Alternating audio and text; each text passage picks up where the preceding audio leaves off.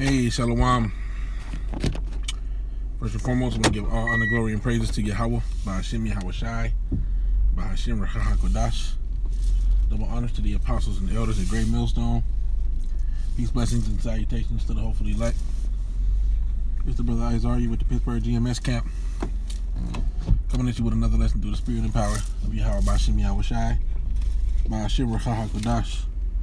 Lord willing, this is edifying, alright? I just want to do a quick lesson, okay? And basically I'm going into in this lesson knowing how to be abased and how to be abound, you know?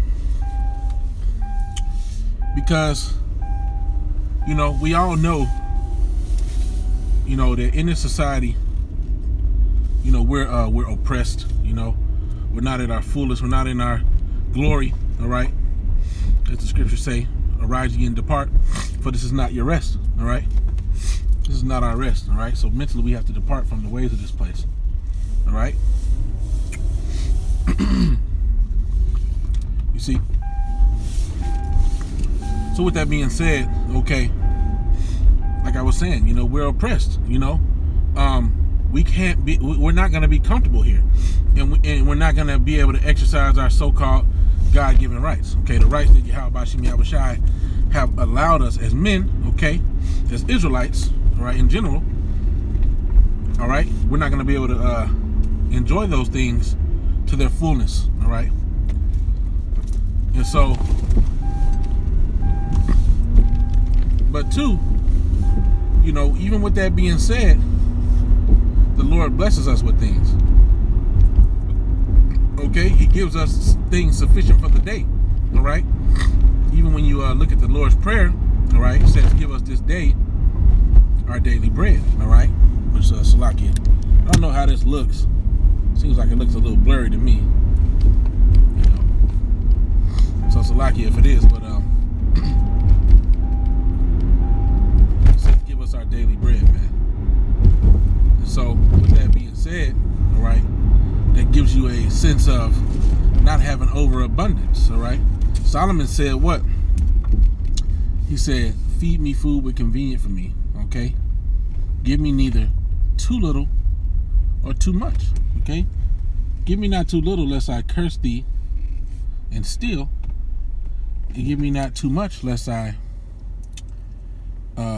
be fool and forget thee, roughly paraphrasing, all right?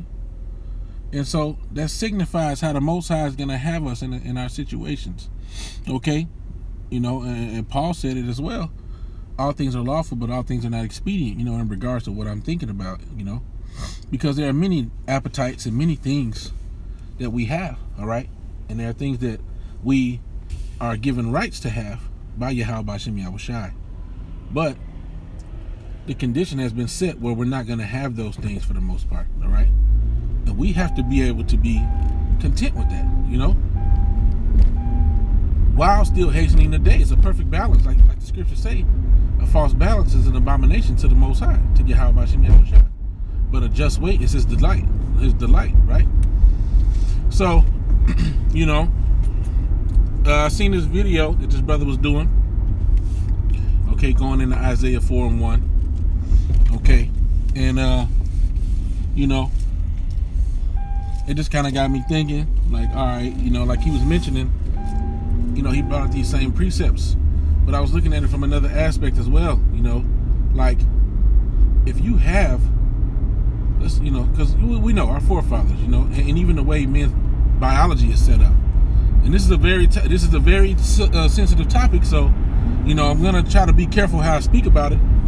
You know, I don't want to offend the little ones, all right, and, you know, and so on and so forth. So, like I said, I'm going to be careful how I speak about it. All right. But, you know, though it be lawful for a man to have many wives, all right, it's not expedient for this time. But even further than it not being expedient, we have to think about this fact, all right?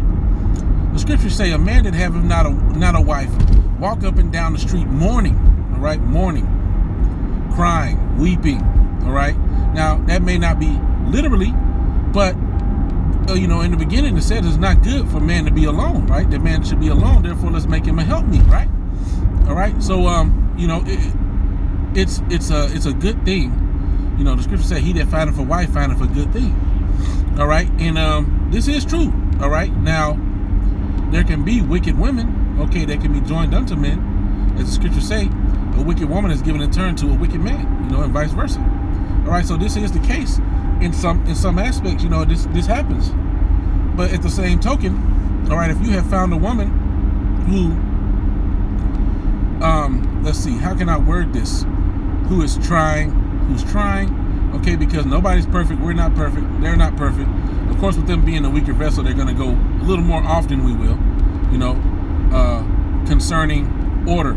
All right, concerning order, women are definitely going to go more off than the man, generally speaking, okay?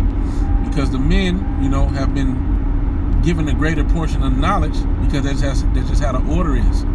Okay, the scripture said the flock of my pasture are men, all right? And the Lord is just dealing with the men on that level. When speaking of the woman, it says he have not imparted unto her wisdom, okay, neither have he given her understanding. So there's certain things that women do not understand that men do, which is why we have a greater fear for Yahweh Bashim Yahushai, when the Lord allows us to come into this truth. All right, Salakia, for my sinuses, I think I need to change my cabin filter. It's kind of messing with my nostrils. So Salakia for that. But and hopefully the view's okay or whatever, just riding, doing a little trip or whatever. But like I was saying, all right, so with this being the case, okay, women are going to go off, they're going to say things, for example, okay, knowing that precept I just said about a wicked woman is given in turn to a wicked man. If we know that we know that Job wasn't wicked, because the Most High was bragging on him, saying, look at my servant Job, a man that escheweth evil. All right, so we know beyond a shadow of a doubt, all right, that Job was not a wicked man. But what did his woman say? His woman said, why don't you curse the Most High and die? That was a very foolish, very going off ass statement. Okay, but it's just kind of backing up my point of what I said of women, okay, going off a little more than men do. Okay, just speak up a lot more, honestly. In that case, to just say curse the Lord and die, that was a very dumb thing to say, but you know what I'm saying? I mean, that's just the truth about it. You don't say something like that. You don't even, who thinks that? Okay, but the woman being a wicked vessel, said such a thing. So the point I'm making is, all right,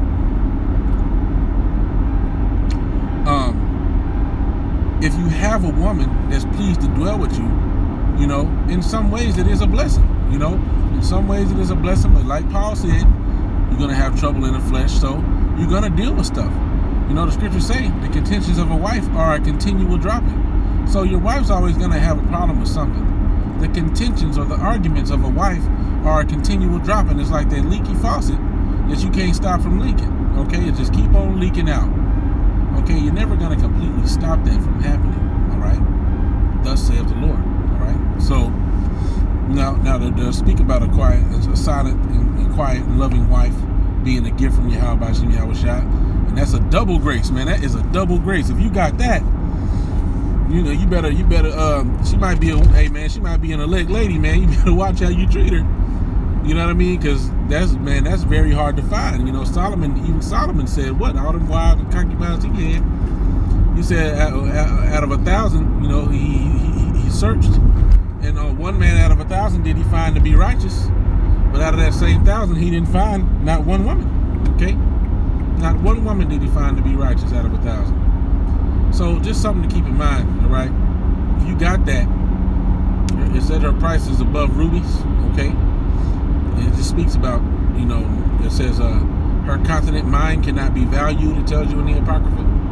If we have a woman who's trying, who's in this faith, or just tries her best to abide by you, she lets you be head over things, and in certain capacities, count that a grace, man. Count that a grace. All right,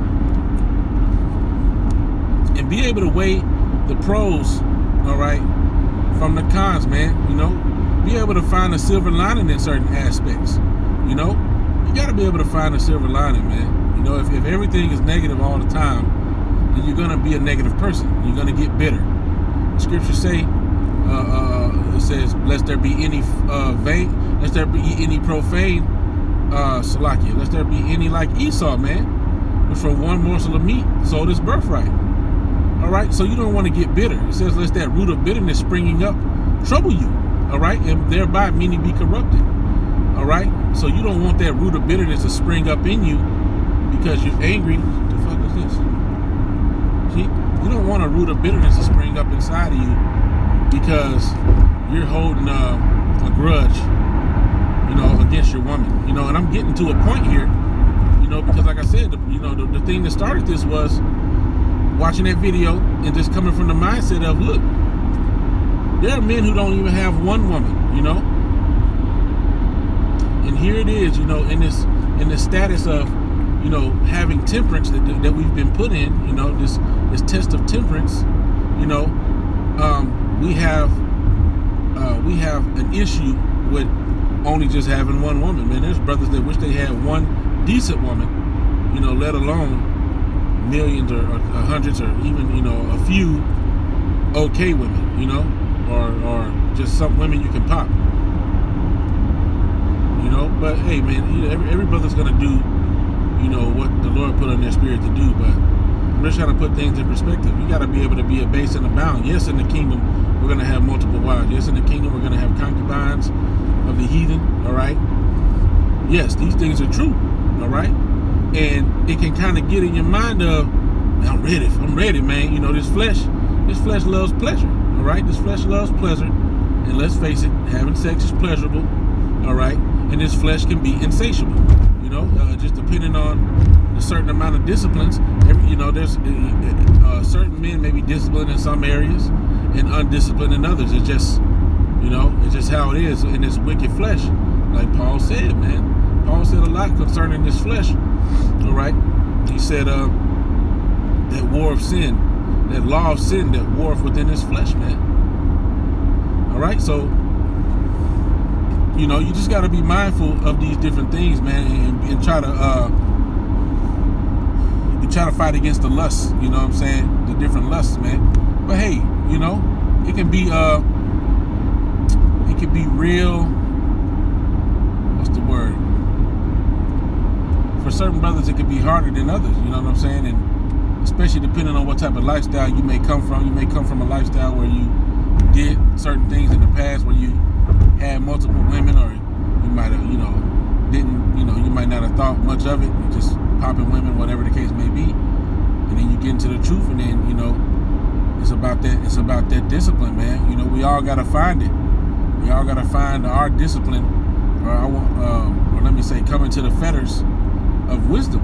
Okay, the fetters of the discipline that comes with wisdom, man. Okay, because that discipline leadeth unto life, man. All right. Discipline of this truth. But yeah, man, like I said, we gotta be abased, learn how to be abased and be abound. You know what I'm saying? Because we know that in order to build a nation, there's gonna have to be multiple women. All right. But we gotta take this status of being in a lower state, so to speak. All right, not being able to act on that desire. All right. And be okay with that. You know what I mean? It shouldn't be eating you up inside that you can't, go out and pop a million different women. The scriptures even talk about desiring not women for pleasure. I mean, it's easy to see a woman and be like, oh yeah, I'll pop that, or whatever the case might be. But man, you never know. She might be a demon. She might be she might be worthless as fuck. She might be stupid as hell, can't cook, burn water, you know what I'm saying, don't know how to clean. All she just ass and titties. That's it. She just thick, or beautiful on the outside, but she's an empty shell. You know what I'm saying? And that's what you're gonna find a lot of in Babylon, man. You know what I'm saying? Even some women that say, they say shalom and all this stuff, man. A lot of these women, they're just looking for something to they're still trying to find themselves. Okay, and they're still holding on to certain Babylonian principles, man. But yeah, man, you know, I don't really want to ramble, you know what I'm saying? Hopefully this is making sense, but I'm just, you know, like I said, I'm just trying to go through the spirit of going into this, man. But, you know, there's brothers right now, man, that really just step back. For brothers that got wives, this is particularly talking to you, man. Step back, all right, take a second. Understand and balance everything. The scriptures say, dwell with them according to knowledge. Speaking to husbands towards their wives. Dwell with them according to knowledge. Step back, analyze. Think about the fact that, okay, she's the weaker vessel. Think about the Job example with his wife. Okay, understand that he was a righteous man and he still caught hell from certain aspects from his wife saying certain things. Okay? Now, did that make her a wicked woman? Did that make her a wicked woman just because she said that thing in her ignorance? You see? If it were so, then why wasn't she killed? You see? Just a thought. So, you know, so once you step back and look at it from that aspect, think about the different things wherein you can count on your woman, all right? You know, some brothers you may have a woman that you know won't, you know, is not doing anything. Let's say that, you know what I'm saying? Not stepping out. Now, you know, hey, it is what it is. You know, most of these women are not loyal, but there are some loyal women, so to speak, who don't who value themselves more than to go out there and have sex with any and everybody. All right, and if you know from time of being with that woman that she's not the type of woman who will just sleep with anybody, then you know, just count that as a positive thing. Count that as a positive thing. You know what I'm saying? Instead of always looking at the negative, we got to start being able to look at certain positives and, like I said, man, just find that silver lining, man. You know, got to be able to find a silver lining. If there's no silver lining, meaning no bright side to the situation, that you can see it all, then, you know, sometimes it just ain't, but a lot of times it's because you're not looking hard enough. You know, look, you really pay attention, man. You know, is she good? Is she good at doing business? You know, does she handle certain business? That's a Proverbs 31 woman trait that doesn't really get spoken about. You know, in Proverbs 31 it says what? It says that she weaveth together different tapestries and so on and so forth, and she sells those things. It says she goes and sells them and buys a field. She sees a field and she buys it. You know, there's a such thing as women's work. You know, Tobias, his wife, took up women's work to do, and she was paid. You see? Or was it Tobit's wife? Tobit. All right. So, you know, I'm just saying, like, be able to look at the positives, you know, instead of always looking at the negatives, and maybe you'll be able to, you know, make yourself feel better about the situation that you're in. What's going on? Must be a slowdown, right?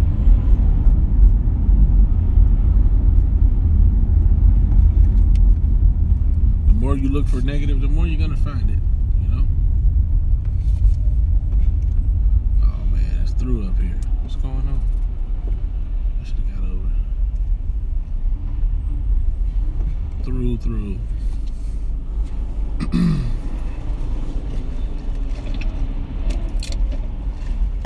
So yeah, I definitely don't want to like drag it on too long, man.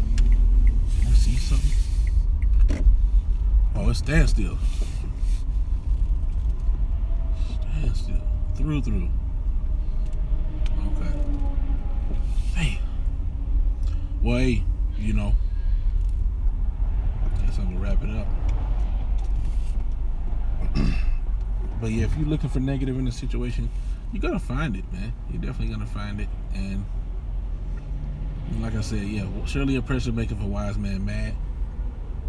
We are oppressed here, but a lot of this oppression happened because of our disobedience. The Most High put us under this oppression. You know, it ain't just something that just happened out of nowhere. You know, Most High put us in this testing grounds where we have to, we have to align ourselves up and be how he would want us to be. We're applying for kingship, for kingship. And hey, look, we know what's going to happen in the kingdom.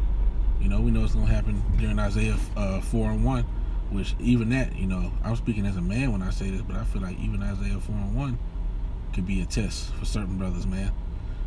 Like the one brother who did that lesson, where he said basically there was the woman, she bowed down to him and his wife, and put her hands on both their feet in complete submission. But it was all a farce, man. It was all a show. She just wanted to live. She wasn't truly repentant. She wasn't truly repentant. So we got to be mindful of that. Yeah, we know Isaiah 4:1 is gonna happen. We know that it's not going off to do these different things, but it may not be expedient during that time to take on certain women just because you think she's fine, or so just something to think about.